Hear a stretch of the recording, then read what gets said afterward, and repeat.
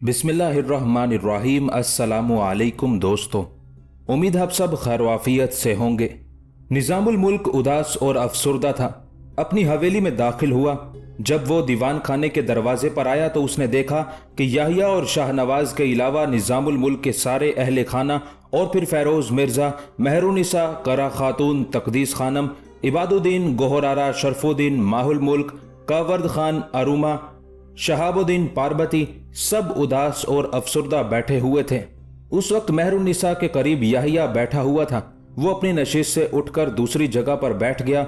जो नशिस्त उसने खाली की थी वहां निज़ामुल मुल्क हो बैठा था। उस मौके पर मेहरुनिसा ने निज़ामुल मुल्क की पीठ पर हाथ फेरा, फिर दुख भरे अंदाज में कहने लगी, निज़ामुल मुल्क मेरे बेटे, ज़करिया खान के मरने का बेहद दुख और अफसोस है।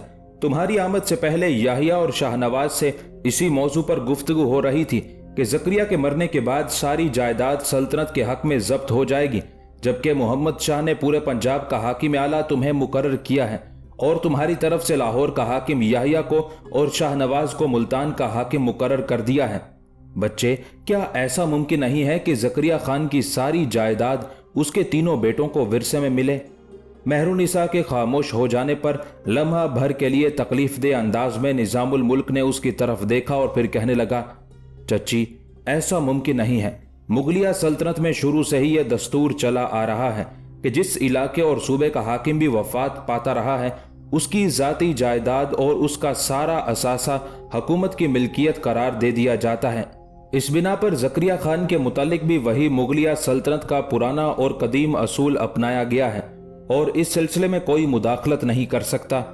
यहां तक कहने के बाद निज़ामुल मुल्क रुक गया। कुछ देर खामोश रहकर सोचता रहा, फिर अपने सामने बैठे अपने बड़े भांजे याहिया खान की तरफ देखते हुए कहने लगा, याहिया खान, मोहम्मद शाह ने तुझे लाहौर का हाकिम और नाजिम नामजद किया है। दो वजूहात के बिना पर मैं तुमसे कुछ कहने लगा हूं। पहली वजह यह कि तुम पंजाब के मरकजी शहर लाहौर के हाकिम ही मुकर्रर हुए हो। दूसरी वजह यह कि तुम दहली की निस्बत मुल्तान से करीब हो। इस बिना पर जो कुछ मैं कहने लगा हूं वो गौर से सुनना। यहां से जाने के बाद चंद माह लाहौर में कयाम करना, लाहौर के नज़्म नस्क को अपने बाप ज़करिया खान के असूलों पर चलाना, लोगों के साथ नेकी और खैर ख्वाही से पेश आना, किसी की दिल आज़ारी ना करना और हमेशा बादशाह का जानिसार और वफादार रहने की कोशिश करना। चंद माह का वक्फा डालकर तुम दहली आना, मोहम्मद शाह की खिदमत में हाजिर होना, उसे कुछ तहाइफ भी पेश करना, साथ ही उससे अपने बाप की सारी जायदाद और उसकी मिल्कियत वागुजार करने की इल्तमास भी करना। मुझे उम्मीद है कि अगर तुम ऐसा करोगे तो मोहम्मद शाह ज़करिया खान की सारी जायदाद और उसकी सारी दौलत तुम्हें वापस करने पर आमादा हो जाएगा। लेकिन इस मकसद के हसूल के लिए तुम दोनों भाइयों पर लाजिम यह है कि तुम दोनों भाई लाहौर और मुल्तान के हाकिमों की हैसियत से अपनी कारगुजारी, अपनी वफादारी से मोहम्मद शाह को मुतमईन कर सको। कुछ देर खामोश रहकर निज़ामुल मुल्क ने कुछ सोचा, फिर दोबारा याहिया और शाहनवाज को मुखातिब करते हुए वो कह रहा था, अब तुम दोनों मुझे ये बताओ कि तुम कब तक यहां से कूच करना चाहते हो। उस मौके पर याहिया ने अपने छोटे भाई शाहनवाज की तरफ देखा। दोनों भाइयों में कुछ फैसला हुआ। फिर याहिया निज़ामुल मुल्क की तरफ देखते हुए कहने लगा, मामू, हम दोनों भाई आज ही यहां से लाहौर के लिए कूच करेंगे। कासिद की आमद से पहले हम सब ने मिलकर एक फैसला किया था और मुझे उम्मीद है कि आप उस फैसले पर हमें अमल दरामद करने की इजाजत दे देंगे। कैसा फैसला? निज़ामुल मुल्क ने याहिया की तरफ देखते हुए कहा था, मामू, आपकी आमद से पहले हम सब के दरमियान ये फैसला हुआ कि यहाँ से रुखसत होते वक्त हम मीर मन्नू, मुगलानी बेगम, शहाबुद्दीन, पार्बती, शरफुद्दीन, माहुल मुल्क, इबादुद्दीन, गोहरारा, कावर्द खान और अरुमा को अपने साथ लेकर जाएंगे। ये सब चंद रोज तक हमारे पास लाहौर में कयाम करेंगे। फिर जब ये वापस आना चाहेंगे तो इन्हें दहली रवाना कर दिया जाएगा। मामू, मेरे इल्तिमास पर दादी मेहरुनिसा के अलावा तकदीस खानम, करा खातून, चचा फैरोज मिर्जा ने भी इन सब को जाने की इजाजत दे दी है। मैं तो चाहता था कि गाज़ियुल मुल्क भी हमारे साथ चले, लेकिन दादी मेहरुनिसा ने कहा कि कम अज कम गाज़ियुल मुल्क को उनके पास ही रहना चाहिए। उस मौके पर निज़ामुल मुल्क ने मेहरुनिसा की तरफ देखा। कुछ कहना चाहता था कि उससे पहले ही मेहरुनिसा बोल उठी, निज़ामुल मुल्क मेरे बेटे, मैंने वाकई याहिया से वादा किया है, लिहाजा मैं तुमसे कहूंगी कि बच्चों को जाने दो। चंद रोज लाहौर में रहकर शहर देख लेंगे, फिर लौट आएंगे। मैं जानती हूं इनके जाने के बाद हमारे पास रौनक खत्म हो जाएगी, लेकिन इन सारे बच्चों का भी इसरार है कि वो याहिया और शाहनवाज के साथ लाहौर जाना चाहते हैं। मेहरुनिसा के उन अल्फाज पर मुस्कुराते हुए निजामुल मुल्क मुतमईन हो गया था। फिर याहिया खान की तरफ देखते हुए कहने लगा, चच्ची ने चूंकि इन सारे बच्चों को जाने की इजाजत दे दी है, इसलिए मैं इन्हें रोक नहीं सकता। पर याहिया, मैं तुमसे ये कहूंगा कि तुम हमारी सारी रौनक समेट कर ले जा रहे हो, और उस मौके पर मैं ये भी कहूंगा कि ये बच्चे 1 माह से ज्यादा लाहौर में कयाम नहीं करेंगे। 1 माह कयाम करने के बाद वापस आ जाएंगे। अगर ये शर्त मंजूर है तो इन्हें साथ ले जाओ, वरना फिर। जवाब में याहिया फौरन बोल उठा, मामू आप बेफिक्र रहें, मैं 1 माह के बाद इन्हें वापस भेज दूंगा, बिल्कुल मुतमईन रहें। निजामुल मुल्क ने फिर कुछ सोचा और दोनों भाइयों को मुखातिब करके कहने लगा, दोनों भाई आपस में इत्तेफाक रखना। शाहनवाज, तुम्हारे मुतालिक मैं ये कहूंगा कि तुम लाहौर जाने के बाद 2 दिन से ज्यादा वहां कयाम मत करना। इसके बाद तुम मुल्तान की तरफ रवाना हो जाना। मोहम्मद शाह काफी तेज रफ्तार कासिद लाहौर और मुल्तान की तरफ भिजवाएगा और तुम दोनों भाइयों के तकर्रुर के अहकामात दोनों शहरों को रवाना कर देगा। इस बिना पर तुम जल्द अज जल्द मुल्तान पहुंचकर सारे इंतजाम को अपने हाथ में लेने की कोशिश करना। अगर तुम दोनों भाइयों ने आज ही यहाँ से रवाना होना है तो उठो, सब तैयारी करो। उसके साथ ही सब अपनी नशिस्तों पर उठ खड़े हुए थे और कूच की तैयारियां करने लगे थे। और फिर उसी रोज शाम के करीब याहिया और शाहनवाज दोनों भाई मीर मन्नू, इबादुद्दीन, शरफुद्दीन, कावर्द खान और शहाबुद्दीन और उनकी बीवियां दहली से लाहौर की तरफ कूच कर गए थे। लाहौर पहुंचकर शाहनवाज तो 2 दिन बाद मुल्तान की तरफ रवाना हो गया, जबकि दहली से आने वाले सारे अफराद ने याहिया खान के साथ बेगमपुरा में कयाम किया था, जहां याहिया खान और शाहनवाज की मां और निजामुल मुल्क की बहन बेगम जान ने आलीशान हवेलियां तामीर की थी। 5-6 रोज तक लाहौर में कयाम करने के बाद एक रोज शहाबुद्दीन और पार्वती दोनों अपनी ख्वाबगाह में अकेले बैठे हुए थे कि पार्वती बड़े प्यारे अंदाज में शहाबुद्दीन की तरफ देखते हुए कहने लगी, हम दहली से लाहौर आकर कब तक यूं ही चुपचाप पड़े रहेंगे और इस हवेली के अंदर बंद रहेंगे? अगर इसी तरह रहना था तो इससे बेहतर था कि हम दहली में रहते। क्या ऐसा मुमकिन नहीं कि आप याहिया भाई से कहें कि वो हमारे लिए किसी बग्गी और रहनुमा का बंदोबस्त कर दें जो हमें पूरे शहर में घुमाए और यहाँ की जो मशहूर व मारूफ देखने के लायक जगह हैं वो हमें दिखाए और उनकी तफसील भी बताए। पार्वती के उन अल्फाज पर शहाबुद्दीन खुश हो गया था। एकदम उठ खड़ा हुआ, अपना हाथ आगे बढ़ाया। पार्वती ने अपना हाथ उसके हाथ में दिया। शहाबुद्दीन ने उसे खींचकर उठाया, फिर कहने लगा, पार्वती तुमने मेरे दिल की बात की है। आओ, मेरे ख्याल में इस वक्त सब लोग मीर मन्नू और मुगलानी बेगम की ख्वाबगाह में हैं, वहीं इस मौजू पर बात करते हैं। शहाबुद्दीन के उन अल्फाज पर पार्वती भी खुश हो गई थी। फिर दोनों बेपनाह खुशी का इजहार करते हुए अपनी ख्वाबगाह से निकले थे। जब वो मीर मन्नू और मुगलानी बेगम की ख्वाबगाह में दाखिल हुए तो उन्होंने देखा वहां वाकई सब लोग बैठे किसी मौजू पर गुफ्तगू कर रहे थे। उस मौके पर मीर मन्नू ने शहाबुद्दीन की तरफ देखा, फिर मुस्कुराते हुए कहने लगा, शहाबुद्दीन तुम दोनों मियाँ बीवी की कमी थी और मैं अभी तुम दोनों को बुलाने ही वाला था, इसलिए कि हम अब एक इंतहाई अहम मौजू पर गुफ्तगू कर रहे थे और उस गुफ्तगू में तुम दोनों मियाँ बीवी की शिरकत बड़ी लाजमी है। उस मौके पर पार्वती और शहाबुद्दीन ने एक दूसरे की तरफ देखा और शहाबुद्दीन ने मीर मन्नू को मुखातिब किया, पहले ये बताएं कि गुफ्तगू किस मौजू पर हो रही थी। मीर मन्नू कुछ कहना चाहता था कि उससे पहले ही मुगलानी बेगम बोल उठी, शहाबुद्दीन मेरे भाई, मैं समझती हूँ कि हम सब लोग हवेली के अंदर पड़े पड़े तंग आ चुके हैं। मैंने आज तुम्हारे भाई मीर मन्नू से कहा कि याहिया से कहें कि हम सब के लिए किसी सवारी का बंदोबस्त करे और हमें शहर के मुख्तलिफ मकामात दिखाए। यहाँ तक कहते कहते मुगलानी बेगम को रुक जाना पड़ा, इसलिए कि पार्वती भागते हुए आगे बढ़ी, मुगलानी बेगम से बगल गिर हो गई। फिर बेपनाह खुशी का इजहार करते हुए कहने लगी, आपी कसम अल्लाह पाक की, आपने मेरे दिल की बात कह दी है। अपनी ख्वाबगाह में मैं भी शहाबुद्दीन से इसी मौजू पर गुफ्तगू कर रही थी और अब हम दोनों मियाँ बीवी इसी मौजू पर गुफ्तगू करने के लिए आपके पास आए हैं। अच्छा हुआ आपने पहले ही इस मौजू को छेड़ा हुआ है। यहाँ तक कहते कहते पार्वती को रुक जाना पड़ा, इसलिए कि उसी लम्हे कमरे के दरवाजे पर याहिया नमूदार हुआ था और मुस्कुराते हुए सबको मुखातिब करके कहने लगा, तुम सब लोग एक ही कमरे में जमा हो, लगता है कोई साजिश तैयार की जा रही है। इस पर मीर मन्नू याहिया को मुखातिब करके कहने लगा, याहिया मेरे भाई, साजिश तो वाकई तैयार हो रही है।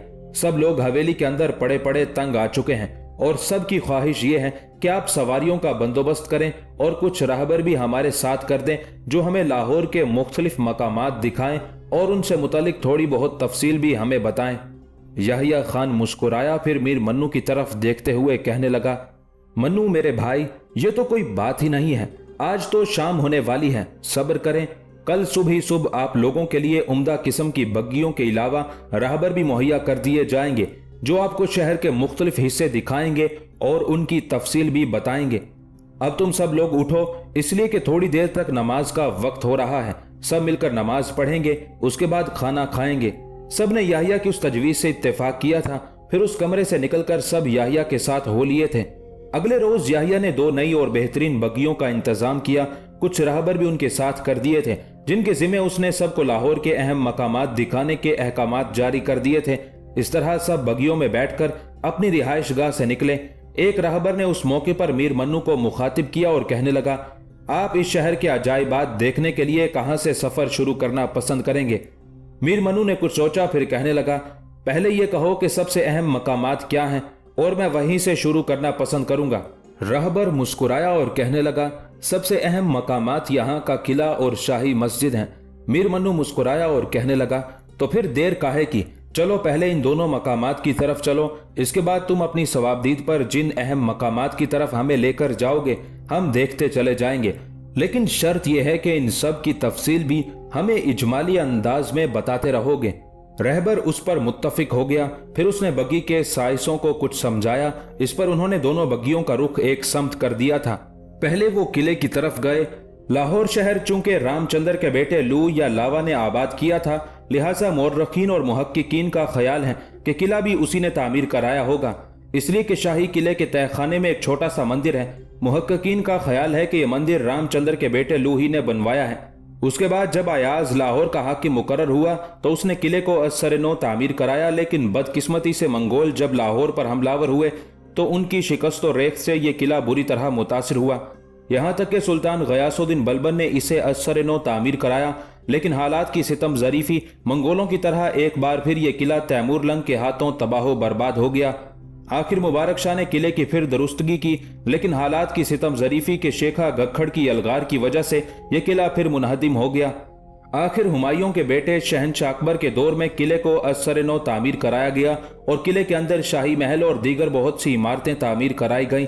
बाद के दौर में जहांगीर, शाहजहां और औरंगजेब आलमगीर ने अपने अपने दौर में महल्लात के अलावा नशिस्त गाहें, बागात, ख्वाबगाहें, शाहबुर्ज, हमाम, नौलखा, शीश महल, दीवाने आम और मोती मस्जिद और किले के आलीशान दरवाजे भी तामीर करवाए। उससे किले से मुतालिक तफसील जानने के बाद सब किले से निकले। कुछ देर दरियाए रावी के किनारे खड़े रहे, इसलिए कि उन दिनों दरियाए रावी किले और शाही मस्जिद के पहलू में रवां दवा रहता था। उसके बाद सब मस्जिद में दाखिल हुए। रहबर ने मस्जिद की तफसील बताना शुरू की। ये मस्जिद किले के आलमगीरी दरवाजे के ऐन मुकाबिल कदीम और पुराने शहर के मगरिब की जानिब है। इस मस्जिद को मुगल अहद का एक शाहकार और तामीर का अनमोल नमूना कहा जाता है। इसे दुनिया की सबसे बड़ी और अजीम मस्जिद होने का एजाज हासिल था। इसमें बैक वक्त 70,000 अफराद बाजमात नमाज पढ़ सकते हैं। इसे औरंगजेब आलमगीर ने संगे सुर्ख से तामीर कराया था। शाही मस्जिद के बाद मुख्तसर से उस काफिले ने रंग महल का रुख किया। ये एक शानदार महल था जिसे शाहजहां के वजीर ने मौजूदा रंग महल में तामीर किया था। ये वजीर चिन्योट का रहने वाला था। उसका नाम सादुल्ला खान था। यह हवेली इतनी बड़ी थी कि इससे मुतल्लिक कहा जाता है कि इस हवेली के मकीनों की पानी की जरूरत पूरा करने की खातिर 10 कुओं का एहतमाम किया गया था। कहा जाता है कि इस महल के 3 हिस्से थे, एक मर्दाना, दूसरा जनाना और तीसरा खुद्दाम और कारीगरों के लिए था। तीसरे हिस्से में धोबी खाना, अनाज पीसने के लिए खरास, बावर्ची खाना, दर्जी खाना, बर्तन कली करने के लिए कलीगरों का खाना, उन जैसे लोगों की रिहाइश गाहें भी थी। आखिर सिखों के दौर में उस महल की शानो शौकत खत्म हो गई। रंग महल से निकलकर दहली के उस खूबसूरत काफिले ने परी महल का रुख किया था। ये महल भी शाह आलमी दरवाजे के करीब पापड़ मंडी में था। ये महल अपनी शहनशीनों, डेवड़ियों, बाला खानों और तिलाई काम की आरास्तगी के लिए बड़ा मशहूर था। इसकी ज़ेबाइश ऐसी उम्दगी से की गई थी कि ये महल चांदनी रातों में लाहौर शहर के अंदर खड़ी किसी परी की तरह दिखाई देता था। इस बिना पर इसका नाम ही परी महल मशहूर हो गया। पंजाब में जब सिखों का बदतरीन दौर आया तो ये परी महल भी सिख गर्दी का शिकार हुआ। पहले सिखों ने इस महल के अंदर से कीमती सामान, जिसमें फानूस, कालीन और दूसरा इंतहाई कीमती और आराइशी सामान था, वो चोरी कर लिया। फिर रंजीत सिंह ने तूफान बदतमीजी की इंतहा कर दी और परी महल को उसने गोला बारूद के गोदाम में तब्दील कर दिया। अंग्रेजों का दौर आया तो उन्होंने इसे फरोख्त कर दिया। जिस किसी ने लिया था उसने इस महल की ईंटें हासिल करने के लिए इसे गिरा मारा। ताहम जिस जगह परी महल था वहां छोटी सी अब भी एक मस्जिद मौजूद है। परी महल से निकलकर उन्होंने शाह आलमी दरवाजे का रुख किया था। यहाँ वो एक मंदिर के करीब रुके और उसे देखने लगे थे। ये जोगी मंदिर था जो बांसा वाले बाजार के बिल्कुल बिलमुकाबिल और शाह आलमी दरवाजे से जरा बाहर था। कहते हैं इस मंदिर को मुल्तान के रिहायशी एक शख्स गुरदारी लाल ने मुगल शहंशाह अकबर के दौर में तामीर कराया था। गुरदारी लाल ने संत साधुओं की सोहबत में रहते हुए उन जैसा हुलिया इख्तियार कर लिया था और एक तरह से जोग साध लिया था, लिहाजा उसी के नाम पर यह जोगी मंदिर कहलाया। जोगी मंदिर से निकलने के बाद उन्होंने करीब ही शीतला मंदिर का रुख किया। उस मंदिर की इमारत आज भी मौजूद है और ये उस जगह मौजूद है जहां अखबार मार्केट के करीब हस्पताल रोड सर्कुलर रोड से आकर मिलती है। शीतला मंदिर से वो फिर पलटे, शाह आलम दरवाजे से शहर में दाखिल हुए और दहली दरवाजे का रुख किया। वहां वो मस्जिद वजीर खान देखने गए। ये मस्जिद चिन्योट शहर के रहने वाले एक मोअज़्ज़ज़ शख्स हकीम अलीमुद्दीन ने तामीर करवाई, जिन्हें नवाब वजीर खान कहा जाता था। ये अपने दौर के बेहतरीन तबीब थे। लाहौर और दहली के अलावा अकबराबाद में भी हिकमत करते थे। ये मस्जिद उन्होंने दहली दरवाजे के अंदरूनी हिस्से में तामीर कराई थी। मलिका नूर जहां के एक बार जब फोड़ा निकला तो उसने बतेरा इलाज करवाया, लेकिन वो फोड़ा ठीक ना हुआ। आखिर इसी चिन्योट के हकीम अलीमुद्दीन से इलाज करवाया गया और नूर जहां को उस फोड़े से निजात मिली। ये भी कहा जाता है कि जहांगीर और शाहजहां के दरमियान जब इख्तलाफात पैदा हुए, ये इख्तलाफात तख्त नशीनी की वजह से थे। शाहजहां अपने बाप जहांगीर का जाननशीन बनना चाहता था, जबकि नूर जहां अपने दामाद और शाहजहां के भाई को हिंदुस्तान के तख्तो ताज का मालिक देखना चाहती थी। उसी चपकुलश में जहांगीर ने जब शाहजहां को जिंदान में डाल दिया तो हकीम अलीमुद्दीन चिन्योटी के कहने पर जहांगीर ने शाहजहां को जिंदान से निकाल दिया। अलीमुद्दीन चिन्योटी ने जब नूरजहां के फोड़े का इलाज किया और उसे शिफा हो गई, तब हकीम अलीमुद्दीन को शाही तबीब का खिताब मिलने के साथ साथ खिलत से भी नवाजा गया। हकीम अलीमुद्दीन यानी वजीर खान ने जब ये मस्जिद तामीर कराई तो मस्जिद की बुनियाद जमीन से 1.5 मंजिल की बुलंदी पर रखी गई थी। मस्जिद की डेवड़ी पर एक खूबसूरत गुंबद तामीर करवाया गया था। मस्जिद का बैरूनी यानी सदर दरवाजा भी देखने के लायक है। कहा जाता है कि इस तर्ज की मस्जिद बरे सगीर पाको हिंद में कहीं और नहीं। इस मस्जिद का कमाल यह भी है कि जब हिंदुस्तान में सिखों का दौर आया तो उन्होंने बेशुमार मस्जिदों को नुकसान पहुंचाया, हत्ता कि शाही मस्जिद के अंदर हिंदुओं के 2 गिरोह आपस में टकराए, मस्जिद को नुकसान पहुंचा, लेकिन मस्जिद वजीर खान वैसी की वैसी ही रही। अब भी ये मस्जिद देखने से ताल्लुक रखती है और अपने वक्त का ही नहीं, मौजूदा वक्त का भी एक शाहकार कहलाई जा सकती है। पहले रोज उस काफिले ने इतनी ही इमारत देखी, फिर अपनी रिहाइशगाह की तरफ लौट गए।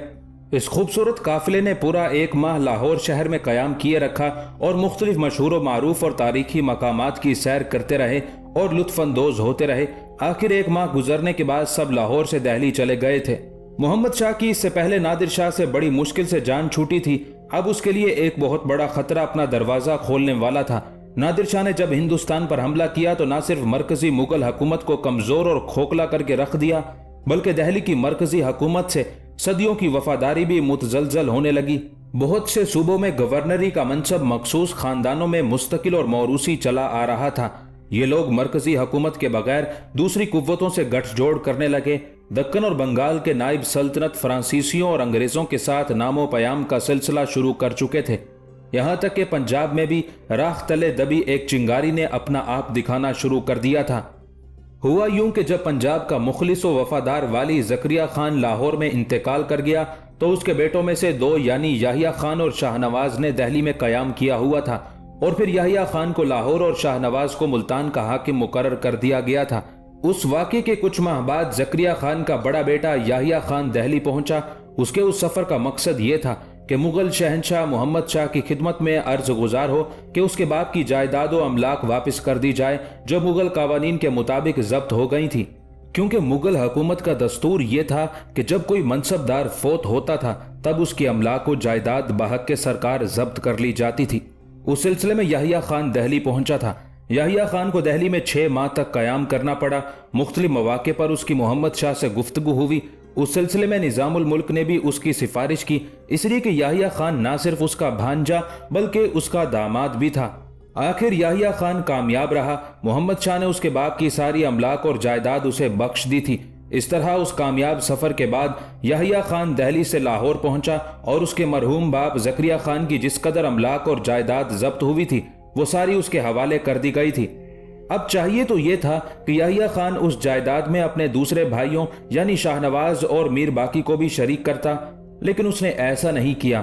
میر باقی تو خاموش طبع تھا، وہ ویسے بھی گمنام زندگی بسر کر رہا تھا اور جائیداد و املاک سے وہ کوئی تعلق بھی نہیں رکھنا چاہتا تھا، لیکن شاہ نواز تو ہر صورت میں اپنا حصہ لینے پر تلا ہوا تھا۔ شاہ نواز ویسے بھی ایک آتش خو اور شعلہ مزاج انسان تھا۔ جب اسے خبر ہوئی کہ اس کا بڑا بھائی یحییٰ خان لاہور سے دہلی آ گیا تھا اور دہلی میں محمد شاہ نے رحم دلی سے کام لیتے ہوئے ان کے باپ کی ساری املاک یحییٰ خان کو دے دی ہیں، تب شاہ نواز ملتان سے لاہور پہنچا اور بڑے بھائی یحییٰ خان سے شدت کے ساتھ مطالبہ کیا کہ باپ کی جائیداد و املاک میں سے اس کا حق اور حصہ دیا جائے۔ اس مسئلے پر جب گفتگو شروع ہوئی تو نوبت تلخ کلامی تک جا پہنچی۔ معاملہ یہی ختم نہیں ہوا بلکہ تلواریں میان سے نکل آئیں۔ دونوں بھائیوں کے حمایتی لشکر اکثر لاہور شہر کی شاہراہوں پر جنگ و جدل میں مصروف ہو جاتے۔ دونوں بھائی شہر سے باہر خیموں میں مقیم ہو گئے تھے، جبکہ ان کے لشکری اپنے آقاؤں کے برعکس زبانی جنگ پر اکتفا نہیں کرتے تھے بلکہ شمشیر و سنا کا استعمال کرنے سے دریغ نہیں کرتے تھے۔ شاہ نواز نے جب دیکھا کہ یحییٰ خان اسے کچھ بھی دینے کے لیے تیار نہیں ہے تو اس نے ملتان سے اپنے مزید لشکری منگوا لیے۔ معاملہ طول پکڑنے لگا تھا۔ بہت جلد اس معاملے نے خانہ جنگی کی صورت اختیار کر لی اور باقاعدہ دونوں فریقین پہلے شہر سے باہر ٹکراتے رہے اور آخر نوبت یہاں تک پہنچی کہ اندرون شہر بھی دونوں فریقوں کا تصادم اور ٹکراؤ شروع ہو گیا۔ اس طرح دونوں بھائیوں کے لشکر میں خون ریزی و قتل و غارت گری کے واقعات معمول کا حصہ بن گئے۔ یہ خانہ جنگی پورے 4 ماہ تک جاری رہی اور حیرت اور دکھ کی بات یہ کہ ان 4 ماہ کے دوران پنجاب خصوصاً لاہور میں خانہ جنگی کا عالم تھا۔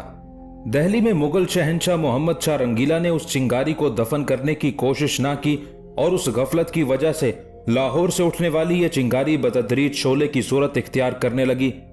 پھر مارچ کے مہینے میں یحییٰ خان اور شاہ نواز خان دونوں بھائیوں کے لشکر ایک دوسرے کے خلاف اپنی پوری طاقت و قوت سے حرکت میں آئے۔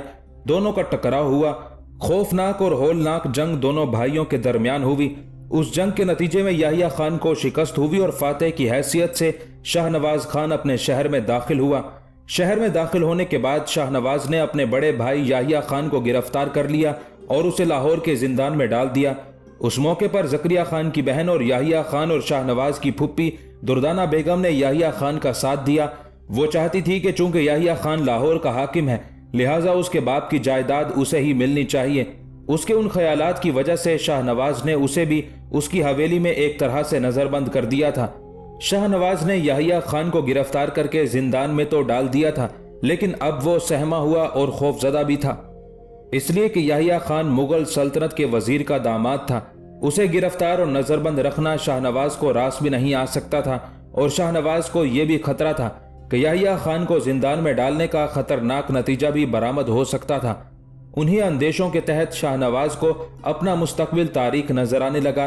اسے خطرہ لاحق ہو گیا تھا کہ یحییٰ خان کو زندان سے نکالنے کے لیے نظام الملک کسی وقت بھی ایک لشکر دہلی سے لاہور کی طرف روانہ کر سکتا ہے اور وہ لشکر اگر اس پر حملہ ہوا تو اس کا خاتمہ کر کے رہے گا۔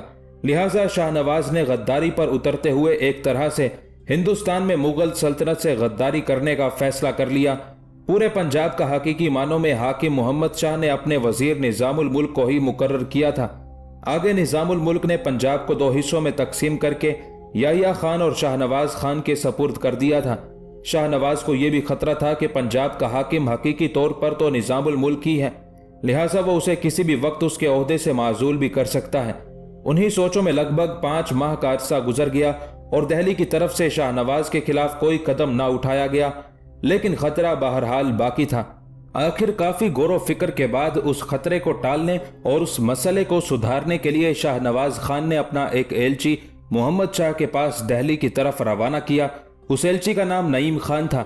اس ایلچی کے ذریعے شاہ نواز نے گزشتہ زیادتیوں سے تائب ہونے کا اعلان کیا اور گزشتہ غلطیوں پر پشیمانی کا اظہار کرتے ہوئے استدعا کی کہ اسے لاہور کا نائب حاکم بنا دیا جائے۔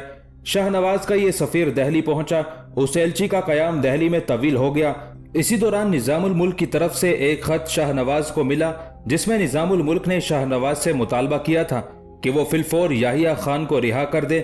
लेकिन शाहनवाज ने निजामुल मुल्क के उस खत का जवाब ये दिया कि जब तक उसे पंजाब की हुकूमत की सनद नहीं अता कर दी जाती उस वक्त तक वो याहिया खान को रिहा नहीं करेगा। यह खबर मिलते ही निजामुल मुल्क ने शाहनवाज पर हमलावर होने का फैसला कर लिया था। उस सूरत हाल से निमटने के लिए निजामुल मुल्क ने अपने खानदान के सारे अफराद को अपनी हवेली में जमा किया। जब सब लोग उसकी हवेली के बड़े कमरे में जमा हो गए तब याहिया खान और शाहनवाज की जो सूरत हाल थी तफसील के साथ उनके सामने पेश की। उस मौके पर सब सोचो विचार में डूबे हुए थे कि निजामुल मुल्क ने फेरोज मिर्जा को मुखातिब करके पूछा, भाई आप इस सिलसिले में क्या कहते हैं? फेरोज मिर्जा ने कुछ सोचा, फिर उस बड़े कमरे में उसकी आवाज सुनाई दी, निजामुल मुल्क, मैं चाहता था कि दोनों भाइयों का मामला अहसन तरीके से निमट जाता तो अच्छा था, पर जो हालात आपने बताए हैं उनमें शाहनवाज भी गैर जिम्मेदारी का मुजाहरा कर रहा है। अगर याहिया खान ने उसके हकूक सल्ब किए थे तो उसे चाहिए था कि आपके पास आता, याहिया खान के खिलाफ जो शिकायत थी वो पेश करता और उसके बाद खानदान के सब अफराद मिलकर उसके हकूक उसे जरूर दिलाते। लेकिन उसने जो याहिया खान को जिंदान में डाल दिया है ये बहुत बड़ी ज्यादती है।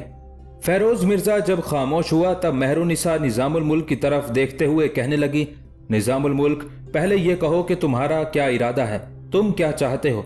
निजामुल मुल्क ने एक भरपूर निगाह सब पर डाली, फिर कहने लगा, अगर मेरे इरादे पूछते हैं तो मैं याहिया और शाहनवाज दोनों को ही पंजाब की हुक्मरानी से हटा देना चाहता हूँ।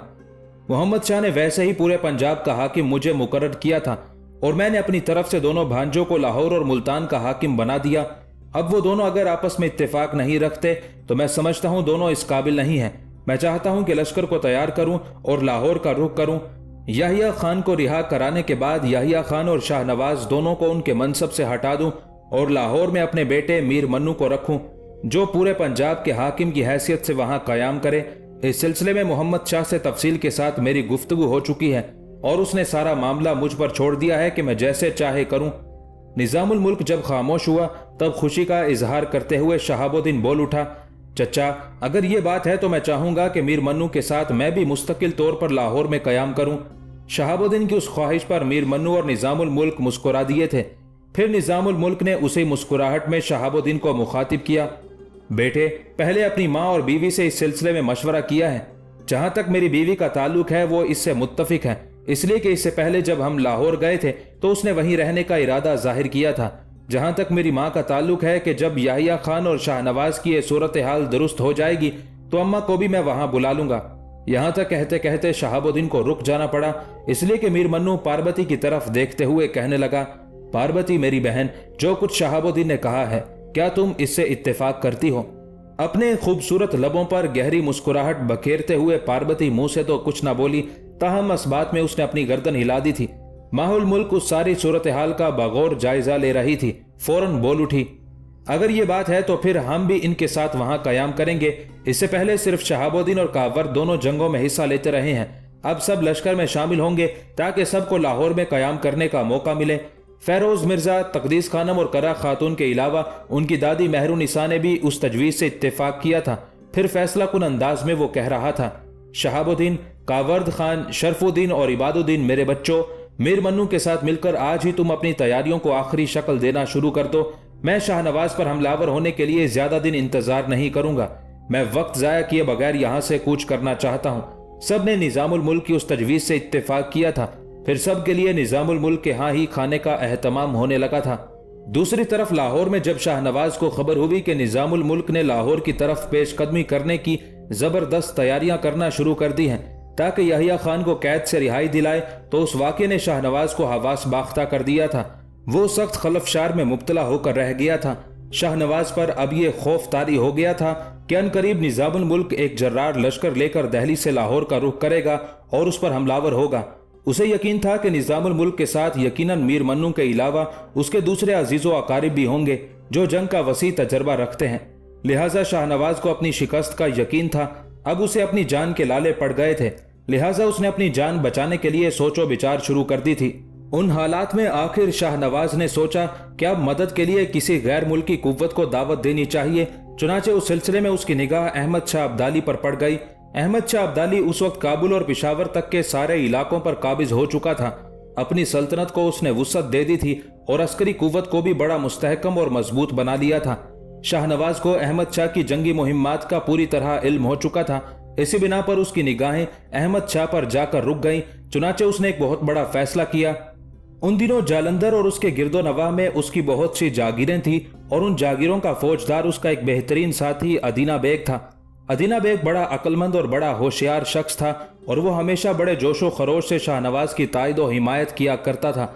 चुनाचे शाहनवाज ने उसी अदीना बेग को अपना सफीर बनाकर अहमद शाह की तरफ भिजवाया और एक खत लिखकर उसने उस खत में अहमद शाह अब्दाली से इस्तदा की कि इस वक्त हिंदुस्तान के हालात अबतर हैं, उसके लिए बेहतरीन मौका है कि वो हिंदुस्तान पर हमलावर हो, लिहाजा उस मौके से फायदा उठाए और लश्कर लेकर हिंदुस्तान पर चढ़ दौड़े और इसे फतह कर ले। इसके मुआवजे में शाहनवाज ने अहमद शाह अब्दाली से हिंदुस्तान की वजारत उज़्मा तलब की थी। शाहनवाज का कासिद अदीना बेग जब अहमद शाह अब्दाली की खिदमत में हाजिर हुआ और शाहनवाज का पैगाम उसे दिया तो अहमद शाह अब्दाली ने तो शाहनवाज के नामा बर को हाथों हाथ लिया। शाहनवाज का नामा पढ़कर कहते हैं कि वो सजदा शुक्र बजा लाया, क्योंकि ये बात उसके वहमो गुमान में भी ना थी कि यूं गैर मुतवक्के तौर पर अचानक हालात उसके लिए इतने साजगार हो जाएंगे।